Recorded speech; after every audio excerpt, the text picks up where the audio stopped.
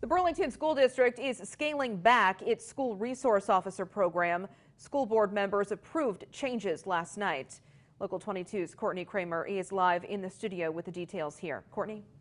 Lauren, the biggest change is eliminating one of the district's 2 SROs. The remaining officer will also no longer be stationed on school grounds. One of the things that we really wanted to do was not to just say we're going to throw the baby out with the bathwater, if you will, but try to strike an equal balance.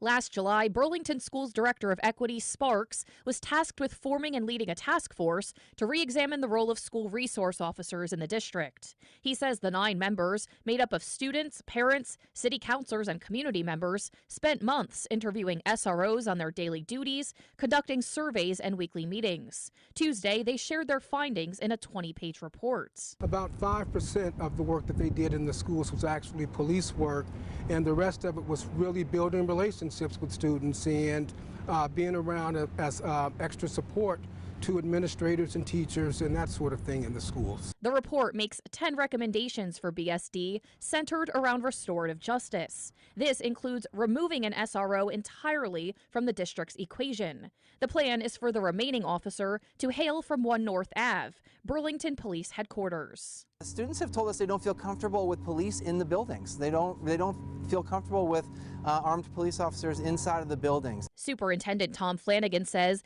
the district's SRO will make scheduled visits across the schools and only be on hand for drills or other safety projects. He says the work supports a national conversation about changing policing in schools. The work that we really want to shift to is the work of restoration and providing social and emotional support and mental health and well-being. Flanagan says the next step is finalizing a new memorandum with Police Chief John Murad and the mayor. He says that's currently in the works. Live tonight in the studio, Courtney Kramer, Local 22 News.